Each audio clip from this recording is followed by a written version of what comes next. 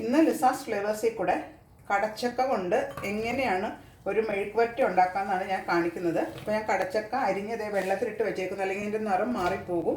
അതുകൊണ്ടാണ് ഇപ്പോൾ വെള്ളത്തിൽ നിന്ന് നമുക്ക് എടുത്ത് ഒരു പാൻ അടുപ്പത്ത് വെച്ച് അതിനകത്ത് അത് കുക്ക് ചെയ്യാനായിട്ട് ഞാൻ ഇടുകയാണ്. ഇത് ഏറ്റവും ഇഷ്ടമുള്ള ഫേവററ്റ് ഒരു വെജിറ്റബിളിലോ ഒന്നാണ്. നല്ല ബ്രെഡ് ഫ്രൂട്ട് എന്നാണ് ഞാൻ ഇംഗ്ലീഷിൽ പറയുന്നത്. അറിയാൻ വയ്യാത്തവർക്ക് വേണ്ടി ഞാൻ പറഞ്ഞു തന്നേ ഉള്ളൂ.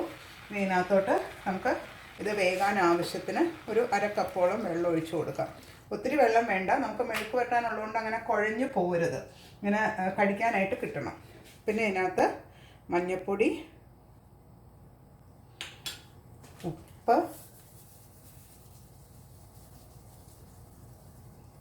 പിന്നെ നല്ല കറിവേപ്പില, എൻ്റെ ഗാർഡനിലെ കറിവേപ്പിലയാണ്.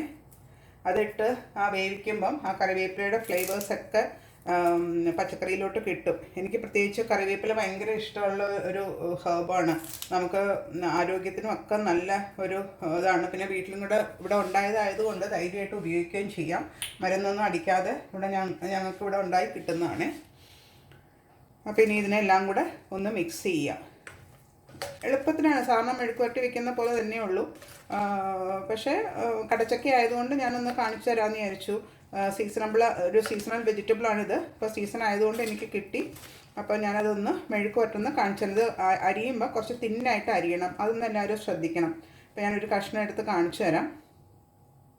ഇതാ ഇത്രയും കട്ടിയേ പാടുള്ളൂ, കണ്ടോ, ഇത്രയും കട്ടിയേ പാടുള്ളൂ.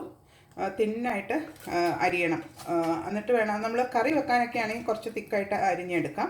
ഇതിപ്പോൾ കുറച്ച് തിന്നായിട്ട് അരിഞ്ഞ് കുറച്ച് വെള്ളവും ഉപ്പും മഞ്ഞൾപ്പൊടിയും കറിവേപ്പിലയും ഇട്ടിട്ട് നമുക്കിതിനെ മൂടി വെച്ചിട്ട് വേവിക്കാം. ഞാൻ പറഞ്ഞല്ലോ, പ്രഷർ കുക്കറിലൊന്നും വെക്കണ്ട.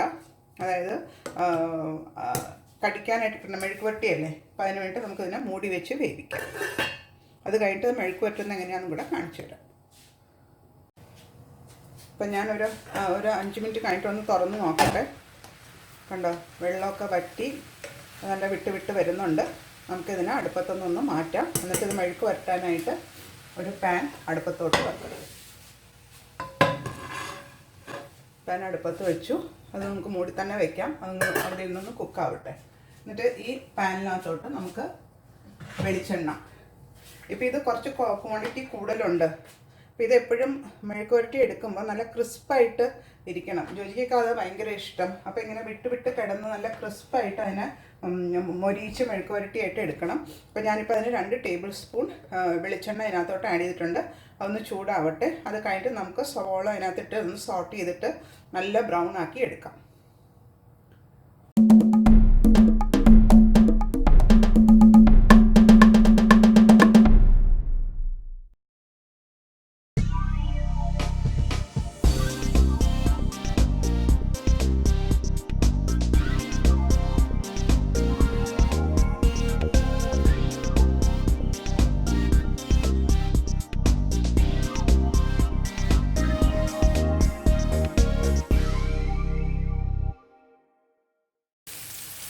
അപ്പോൾ നമുക്ക് കടച്ചക്ക മെഴുക്ക് വരട്ടാനായിട്ട് ഞാൻ എണ്ണ ചൂടായപ്പം 2 മീഡിയം സവാള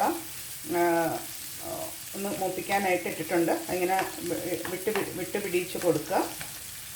ഇത് ഞാൻ ബിഗിനേഴ്സിന് വേണ്ടിയിട്ടാണ് കാണിച്ചു തരുന്നത്. ബാക്കി എല്ലാവർക്കും മെഴുക്ക് വരട്ടുന്നതൊക്കെ എല്ലാവർക്കും അറിയാവുന്നതാണ്. എന്നാലും ഇപ്പോൾ പുതിയതായിട്ട് കുക്കിംഗ് ഒക്കെ ഇഷ്ടപ്പെടുന്നവർക്കും ചെയ്യാൻ താല്പര്യമുള്ളവർക്ക് വേണ്ടിയിട്ട് മാത്രമാണ് ഞാൻ ഈ ഒരു റെസിപ്പി കാണിക്കുന്നത്. എന്ന് വെച്ചാൽ എല്ലാവർക്കും കാണാം കേട്ടോ, അങ്ങനെയൊന്നുമില്ല. ഞാൻ എൻ്റെ കുക്കിങ്ങിൻ്റെ പാഷൻ കൊണ്ടാണ് ഇങ്ങനെ ഓരോ ഡിഫറെൻറ്റ് റെസിപ്പീസ് വീട്ടിലുണ്ടാക്കുന്നത്. ഞങ്ങളുടെ വീട്ടിൽ സാധാരണ ലഞ്ചിനും ഡിന്നറിനും ഒക്കെ ഉണ്ടാക്കുന്ന റെസിപ്പീസാണ് നിങ്ങളുമായിട്ട് ഷെയർ ചെയ്യുന്നത്. പിന്നെ ചിലപ്പം കുറച്ച് ക്വാണ്ടിറ്റി ടൈപ്പ് ഫുഡ്, കുറച്ച് എക്സ്പെൻസീവ് ഐറ്റംസ് ഒക്കെ വെച്ചിട്ട് ഞാൻ കാണിക്കുന്നുണ്ട്. അത് അങ്ങനത്തെ ഫുഡ് ഇടയ്ക്കൊക്കെ നമുക്കൊന്ന് ട്രൈ ചെയ്യാമല്ലോ. എപ്പോഴും ഈ നാടനിൽ നിന്നൊന്ന് ഒരു വ്യത്യാസപ്പെടുത്തി, പ്രത്യേകിച്ച് പിള്ളേർക്കും മക്കൾക്കൊക്കെ നാടനിൽ നിന്നും കുറച്ചും കൂടി വ്യത്യസ്തമായ രീതിയിലുള്ള കുക്കിങ്ങാണ് ഇഷ്ടം. അതുകൊണ്ടാണ് ഞാൻ മിക്സ് ചെയ്ത് നാടൻ റെസിപ്പീസും കുറച്ച് ബാക്കി എല്ലാ കുക്കിങ്സും കൂടെ കാണിച്ചു തരുന്നത്. എപ്പോഴും നമ്മുടെ ചോറും കറിയും തന്നെയാണ് നമ്മുടെ വയറിനും ആരോഗ്യത്തിനും ഒക്കെ നല്ലത്. പക്ഷേ ഇടയ്ക്കൊക്കെ ഒരു കെൻറ്റക്കി ഫ്രൈ ചിക്കനും ഒക്കെ കാണുമ്പോൾ നമുക്കൊന്ന് കഴിക്കാൻ തോന്നുമല്ലോ. അപ്പോൾ അതിന് വേണ്ടിയിട്ട് ഞാൻ ഇടയ്ക്ക് കുറച്ച് ചില റെസിപ്പീസൊക്കെ നിങ്ങൾക്ക് കാണിച്ചു തന്നു. പിന്നെ നമുക്ക് എല്ലാവർക്കും എല്ലാ റെസിപ്പീസൊന്നും എനിക്ക് തന്നെ അറിയത്തില്ല. അപ്പോൾ എനിക്കറിയാവുന്ന പുതിയ പുതിയ റെസിപ്പീസും ഞാൻ പലയിടത്ത് പോയി കഴിച്ച റെസിപ്പീസും ഒക്കെയാണ് അതിൻ്റെ ഒരു ട്രൈ ഔട്ട് വീട്ടിൽ ചെയ്തിട്ട് അത് നല്ലതായിട്ട് വരുന്നതാണ് ഞാൻ നിങ്ങൾക്ക് വ്യൂവേഴ്സിന് വേണ്ടി ഷെയർ ചെയ്യുന്നത്. ഇപ്പോൾ എൻ്റെ വിശേഷങ്ങൾ പറഞ്ഞിരിക്കുകയായിരുന്നു ഞാനല്ലേ. ഇനിയിപ്പോൾ നമുക്ക് ആ സമയം കൊണ്ട് ഒരു 5 മിനിറ്റ് കൊണ്ട് ഈ സവാള നല്ല ബ്രൗൺ ആക്കി എടുക്കാം.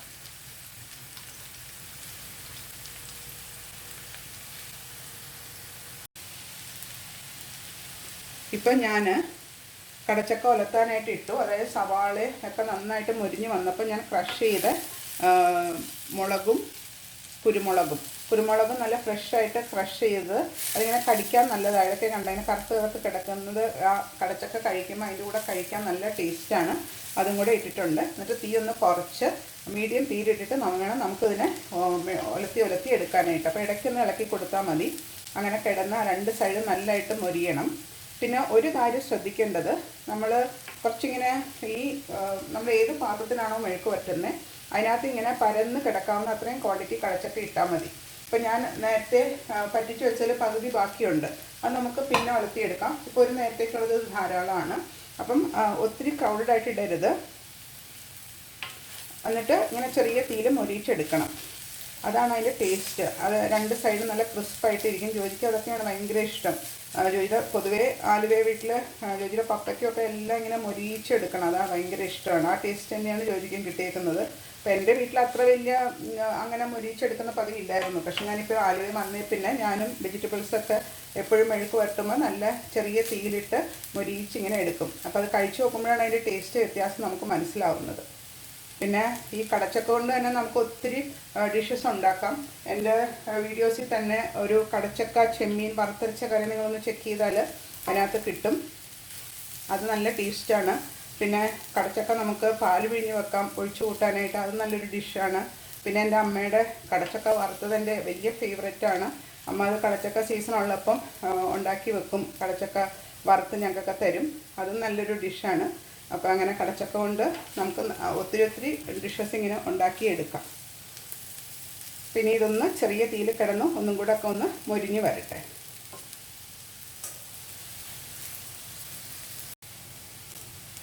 ഇപ്പം നമ്മൾ ആഡ് ചെയ്ത് ആ വെളിച്ചെണ്ണയൊക്കെ ശരിക്കും വറ്റിപ്പോയിട്ടുണ്ട്. പക്ഷെ ഇതൊന്നും കൂടെ മൊരിയാനുണ്ട്. അതുകൊണ്ട് അപ്പം ഞാൻ ഒരു ടീസ്പൂണും കൂടെ വെളിച്ചെണ്ണ ഒന്ന് ആഡ് ചെയ്ത് കൊടുക്കുക. അപ്പോഴാണ് അത് നന്നായിട്ട് മൊരിഞ്ഞ് കിട്ടുള്ളൂ.